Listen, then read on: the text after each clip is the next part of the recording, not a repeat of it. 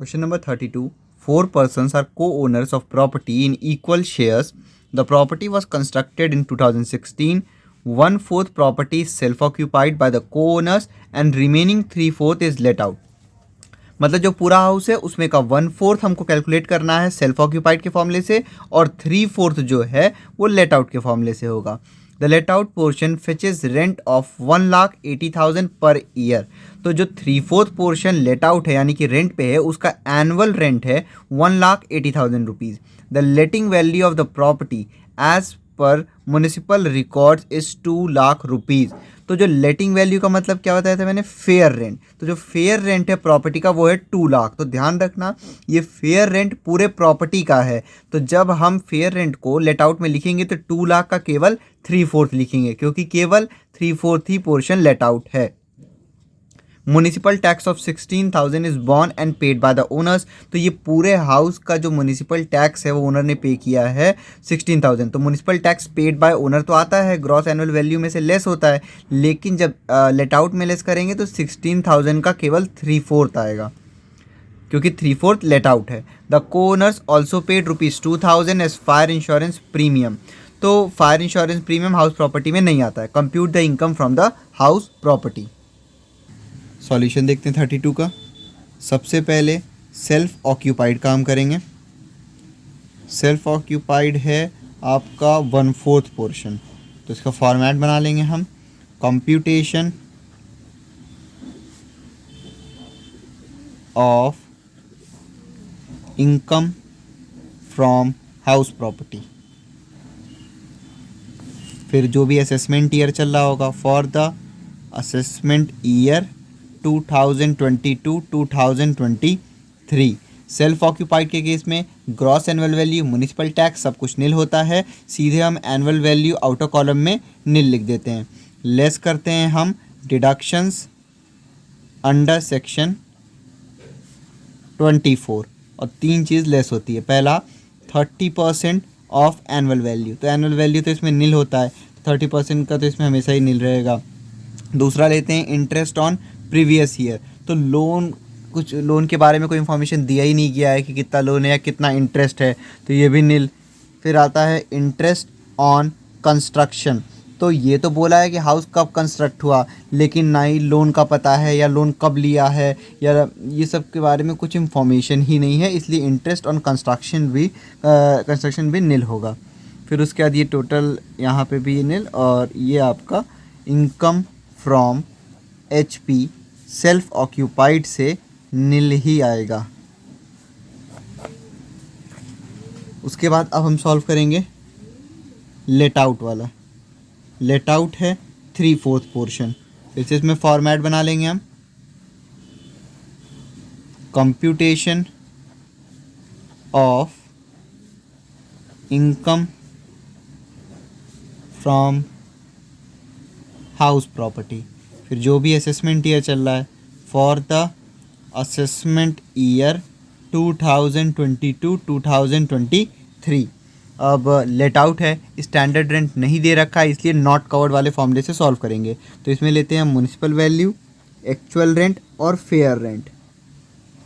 Question में municipal value नहीं given है.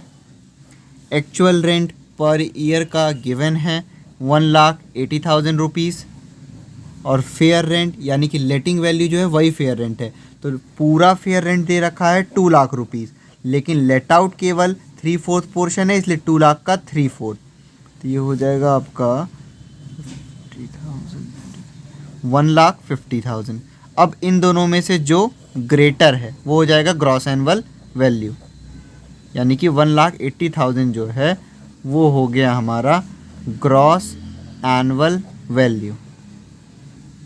ग्रॉस एनुअल वैल्यू में से हम लेस करते हैं 3 चीज़. पहला municipal tax paid by owner.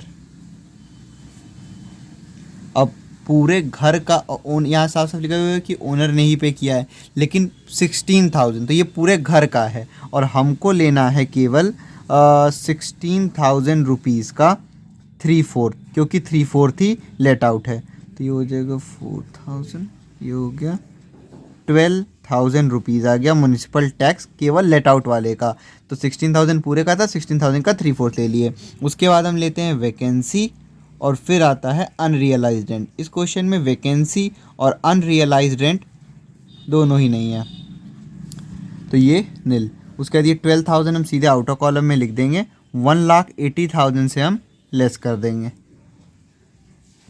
तो इसको लेस करने पे ये आ जाएगा 1,68,000 रुपीज़।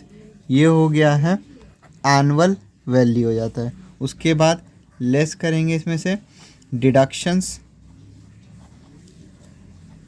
Under section 24।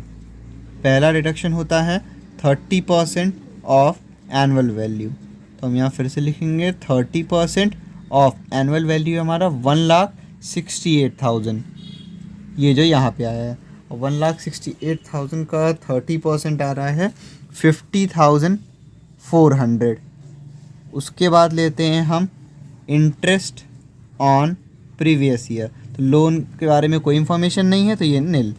उसके बाद लेते हैं interest on construction period, construction के बारे में भी कुछ इन्फॉर्मेशन नहीं गिवन है, तो ये भी नील हो जाएगा। फिर 50,400 रुपीज़ आउटर कॉलम में, ये लेस हो जाएगा 1,68,000 में से।